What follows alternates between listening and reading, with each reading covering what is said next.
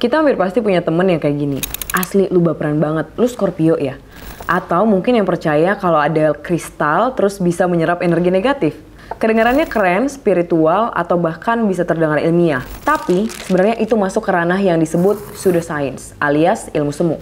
Ini bukan tentang meledek kepercayaan orang ya, tapi lebih ke ngajak mikir. Gimana sih kita bisa bedain yang benar-benar sains sama yang cuman kelihatan sains? Karena zaman sekarang semua bisa viral, termasuk yang nggak benar. So today, let's talk about pseudoscience.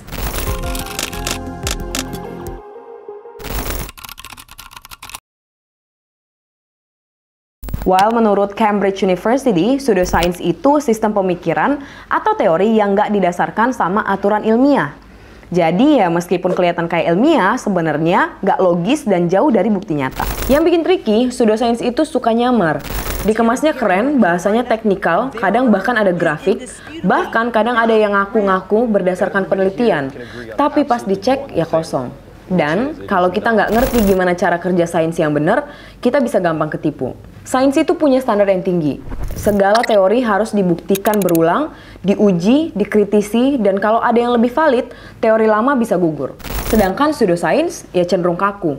Walau udah ada bukti yang jelas-jelas membantah, mereka tetap ngeyel. Bedanya lagi nih, kalau sains itu biasanya berbasis logika, bukti, dan bisa diuji.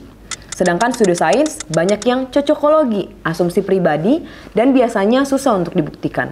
Kadang mereka ngeluarin teori aneh pakai bahasa ilmiah biar terdengar pintar, padahal cuman omdo. Scientific American bahkan bilang garis pemisah paling jelas antara sains dan pseudoscience itu ada di cara mereka ngebangun gagasan ataupun ide. Kalau sains selalu pakai studi dan riset yang serius, pseudoscience lebih ke dugaan pribadi yang ya seringnya ngaco dan bias. Jadi penting banget buat kita bisa bedain mana sains yang beneran, mana yang cuman sok-sokan ilmiah. Apalagi sekarang, informasi itu udah gampang banget viral. Tapi valid apa enggaknya, nah itu yang sering kita skip. Kenapa sih pseudoscience ini bisa laku keras kayaknya di masyarakat? Ternyata salah satu alasannya karena dia itu ngasih jawaban yang simple untuk hal-hal yang sebenarnya kompleks. Sains itu ya seperti kita tahu ya, agak ribet, penuh data, kadang jawabannya pun nggak langsung ada. Nah, pseudoscience datang-datang bilang, ya lo begini tuh karena personality lo itu E sih bukan I. Lo susah jodohnya ya karena zodiaknya nggak cocok. Instan kan, gampang dicerna, dan lumayan nyaman untuk didengerin. Pseudoscience juga sering dibalut dengan narasi yang menarik dan juga relatable. Kayak misalnya, cari tahu siapa diri lo sebenarnya lewat golongan darah. Sounds cool kan? Padahal ya gitu deh. Yang bahaya, pendukung pseudoscience ini sering mengabaikan bukti yang membantah klaim mereka. Kalau ada yang nunjukin fakta, langsung dibilang nggak ngerti, atau malah bilang sainsnya yang salah. Mereka bikin alasan sendiri buat tetap percaya meskipun udah jelas-jelas salah. Nah, ini nyambung banget sama yang disebut dengan bias konfirmasi. Kita semua, sadar atau enggak, sering banget nyari informasi yang sesuai dengan apa yang udah kita percayai. Masyarakat kita itu doyan sama namanya cocokologi. Begitu nemu sesuatu yang kayaknya nyambung nih sama pengalaman gue, langsung percaya mentah-mentah. Dan ini lebih dalam lagi loh, kepercayaan terhadap pseudoscience itu kadang muncul karena orang pengen ngerasa dimengerti. Pengen bahwa mereka itu merasa penting. Pseudoscience ini sering kasih sesuatu yang personal banget. Seolah-olah ini tuh informasi dan fakta cuman buat lo. While sains modern, dengan segala tabel dan grafiknya, kadang nggak bisa kasih sentuhan manusia itu.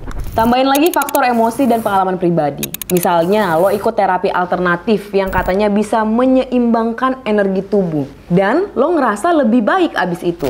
Padahal sebenarnya efeknya itu bisa aja karena sugesti atau placebo. Tapi karena pengalamannya positif dan emosional, lo jadi makin yakin, ini bener nih treatmentnya. Dan sayangnya perasaan itu bisa lebih kuat dari bukti ilmiah. Nah yang terakhir, ini penting juga nih. Pseudoscience jadi masalah serius saat orang mulai nyebarin keyakinan pribadi mereka seolah-olah itu udah terbukti secara ilmiah. Padahal belum tentu, atau malah udah terbukti salah. Sekarang kita coba ya masuk ke bagian yang gak kalah penting, yaitu pengaruh sosial budaya. Kepercayaan terhadap si pseudoscience ini seringkali diperkuat sama lingkungan sosial kita. Bayangin kalau orang-orang di sekitar kita atau bahkan figur-figur publik yang kita ikutin percaya sama sesuatu. Kita kan jadi gampang ya untuk bisa ngikutin kepercayaan itu. Makanya saat sebuah klaim didukung oleh komunitas atau mungkin influencer yang memang punya pengaruh besar, Banyak orang yang tanpa pikir panjang langsung menerima aja. Apalagi nih dengan teknologi digital yang berkembang pesat kayak sekarang, kita jadi makin gampang terpapar sama informasi, termasuk klaim pseudoscience yang sering beredar di sosial media kita. Perkembangan media sosial ini kan benar-benar mempercepat penyebaran informasi itu ya, termasuk informasi-informasi palsu. Banyak banget orang yang karena ngikutin influencer misalnya, atau ngelihat banyak orang yang ngomongin hal yang sama, jadi merasa kalau banyak yang percaya, mungkin ini bener. Padahal nggak selalu kayak gitu. Seringkali klaim yang viral itu nggak didasarin sama bukti ilmiah yang valid. Nah, salah satu hal yang harus diwaspadai adalah pengaruh dari influencer itu tadi. Mereka memang punya kekuatan yang besar dalam membentuk opini publik. Dan kadang-kadang rekomendasi dari mereka itu bisa bikin orang percaya sama hal-hal yang sebenarnya tidak terlalu benar atau bahkan cenderung menyesatkan. Menurut jurnal Pseudo Expertise, A Conceptual and Theoretical Analysis, para pseudo expert sering banget manfaatin reputasi orang yang beneran ahli buat bikin mereka kelihatan seolah-olah juga bisa dipercaya. Akibatnya apa? Akibatnya mereka nggak cuma nyebarin info yang salah, tapi juga bisa bikin orang kehilangan kepercayaan terhadap ilmuwan asli yang sebenarnya punya dasar pengetahuan yang kuat. Nah, ini bakal bikin masyarakat lebih susah nih bedain mana informasi yang benar, mana informasi yang palsu. Pseudoscience ini juga sering pakai mekanisme cultural mimicry, alias meniru bagian-bagian sains supaya lebih bisa dipercaya. Mereka bisa pakai istilah teknis, grafis keren, bahkan lab code, semua itu buat ngasih kesan kalau mereka itu memang ilmiah dan sah. Tapi pada kenyataannya semua itu cuma cara mereka untuk mengemas diri mereka supaya bisa mendapatkan kepercayaan publik. Yang lebih parah, kepercayaan terhadap pseudoscience ini makin kuat karena banyaknya konten hoax yang tersebar di internet. Misalnya tentang kesehatan mental atau konspirasi-konspirasi aneh yang sering dipromosiin lewat testimoni pribadi tanpa ada bukti yang diverifikasi. Testimoni orang-orang yang merasa terbantu dengan metode-metode tertentu seringkali lebih banyak nih dibanding dengan studi ilmiah yang valid. Dan ini bikin orang ya mudah termakan.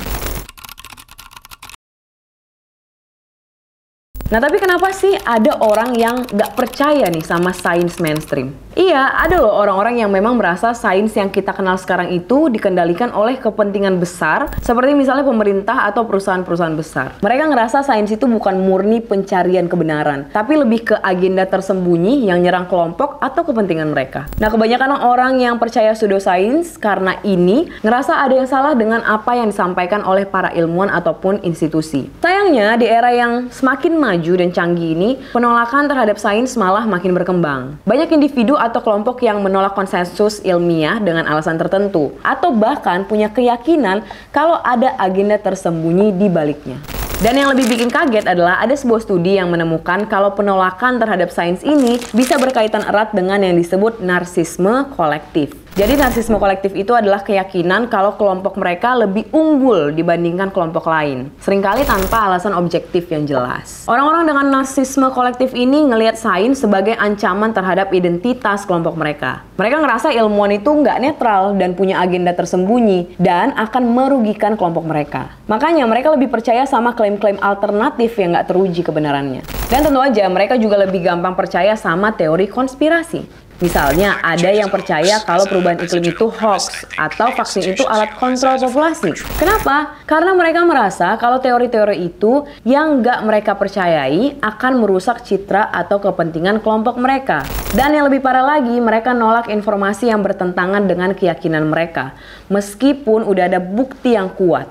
Menurut dosen Fakultas Psikologi Universitas Airlangga, riset psikologi menyebutkan bahwa sains denialism ini memang punya kaitan yang erat dengan kepercayaan terhadap teori konspirasi. Ternyata orang yang cenderung menolak sains itu biasanya punya kapasitas berpikir analitik yang kurang dan rasa percaya diri yang rendah terhadap otoritas ataupun institusi sosial. Artinya, mereka lebih gampang percaya sama pseudoscience dan ngandelin teori konspirasi buat nyari penjelasan atas hal-hal yang rumit dan sulit mereka pahami. Nah, intinya buat bisa bedain sains dari pseudoscience penting banget buat kita bisa berpikir kritis dan gak gampang terima informasi tanpa bukti yang jelas. Jadi, kalau ada yang kedengeran aneh ataupun terlalu meyakinkan, selalu cek fakta dan jangan takut buat bertanya. Karena pengetahuan itu kekuatan, jadi kita harus terus belajar dan berpikiran terbuka.